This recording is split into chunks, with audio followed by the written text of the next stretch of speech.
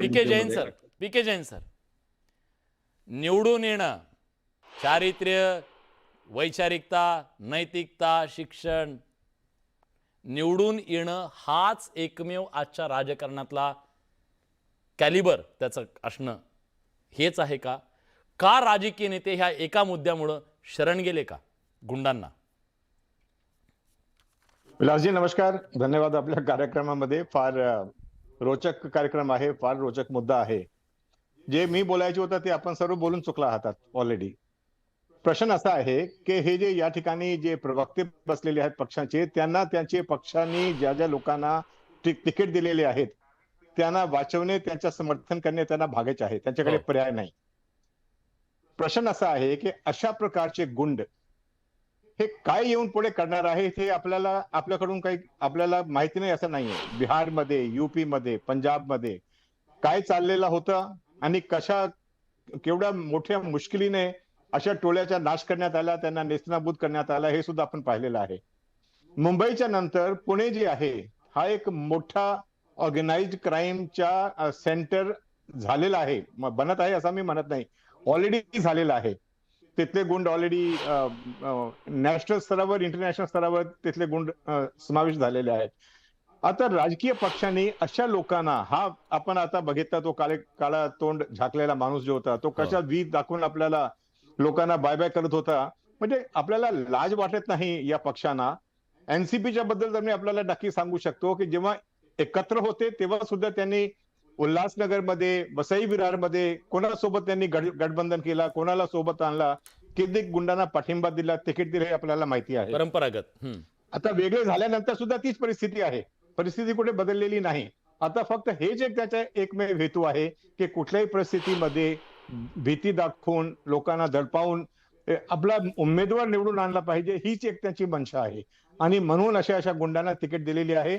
मी आपल्याला आज भविष्यवाणी करू शकतो की पुण्याचा जो थोडाफार ऍडमिनिस्ट्रेशन काय राहिलेला असेल, जरी राहिला असेल तर तो सुद्धा धरातला जाईल. अशा प्रकारचे कॅन्डिडेट झाले.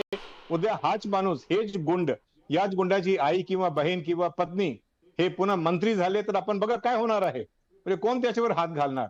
त्यांना मोकळा रान मिळणार आहे आणि हे या राज्याचा एक दुर्भाग्य असणार आहे. नक्कीच विलासजी. कुंभार सर, का टीका करता हो तुम्ही?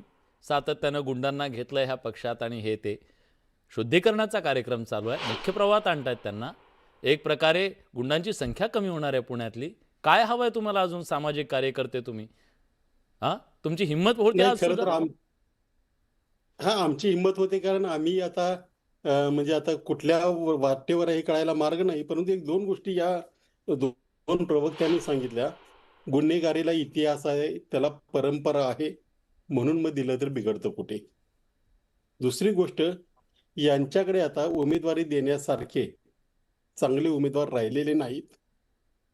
यांची शब्दकोश, शब्दार्थ बदललेले आहेत. निवडून येण्याचे निकष, याचे जे काही निकष आहेत त्याचे सगळे निकषांची त्यांची परिभाषा आणि आमच्यासारखे जे काही मूर्ख लोक आहेत त्यांची परिभाषा ही वेगळी आहे.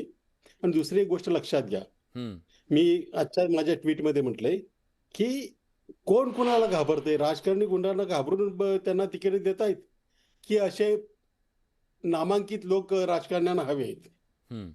याचं उत्तर थोडंसं अवघड अशासाठी आहे. एक गोष्ट लक्षात घ्या, काही म्हणजे पुण्यासारख्या शहरामध्ये, पुणे हे तर आता म्हणजे रिअल इस्टेटचं मोठं क्षेत्र झालेलं आहे. इथं RFD आहे, इथं जवळपास विमानतळ येत आहेत, इथं विकास जोराने चाललेला आहे. असा विकास होताना जर तुम्हाला कळलं की आमच्याकडे रिव्हॉल्वर आहे किंवा आमच्या पक्षाकडे अमुक एक गुंड आहे, तर त्या विरोधाची धार ही आपोआपच कमी होते. त्यातूनही पुढे जाणारे काही लोक मूर्ख असतात, परंतु त्यांनाही दहशत बसावी अशा प्रकारचं हे वर्तन आहे. आणि याला फक्त आणि फक्त सामान्य माणूस कारणीभूत आहे. किती घाबरायचं? आता माझं लोकांना म्हणणं, आणि जसं पीके जैन सर म्हणाले, पुण्यातल्या ऍडमिनिस्ट्रेशन मध्ये आता काही उरलेलं नाहीये.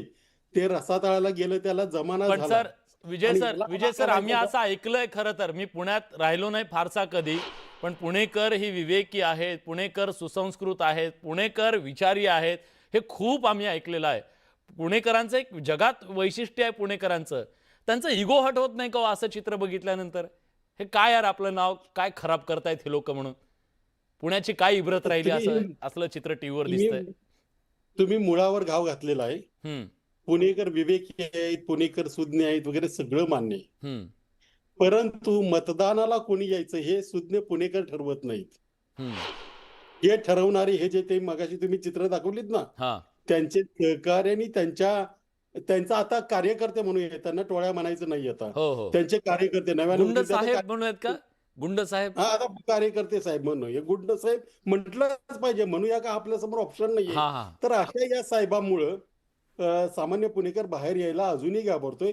तुम्ही सांगा, सगळं सगळं आदर्श मान्य आहे, परंतु समोर टोळी कोयता घेऊन कोणतर उभा आहे किंवा कोयता गँग मधला माणूस आहे, कोयता कुठे लपवला असेल, हम्म, तर कितीही विवेकी असला, कितीही सुज्ञ असला, कितीही दार्शी असला, तरी पुढे जाताना त्याचं मन कचरणार, त्याला भीती वाटणार आणि तो मतदानापासून वंचित होणार. आणि हेच या काही राजकीय पक्षांना हवंय आणि याच्या मागे करोडो अब्जावधी रुपयांचा व्यवहार आहे.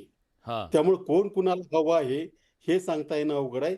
हे दोन्ही एका गाडीची दोन चाकं आहेत आणि ही चाकं आता इतकी आपल्या अंगावरून म्हणजे आपल्याला चिरडून पुढे जात आहेत आणि त्याच्यामध्ये आपल्याला काही करता येत नाही. सामान्य माणसाने आता असं वाघ म्हटला तरी खाणार आहे, वाघोबा म्हटलं तरी खाणार आहे, याचा विचार करून मतदानाला बाहेर पडून अशा लोकांना धडा शिकवावा, एवढंच मी या मध्ये ठीक आहे. म्हणू शकतो. हनुमानजी, आता राजकीय व्यवस्थेच्या बद्दल आम्ही बोलतोय, मला वाटत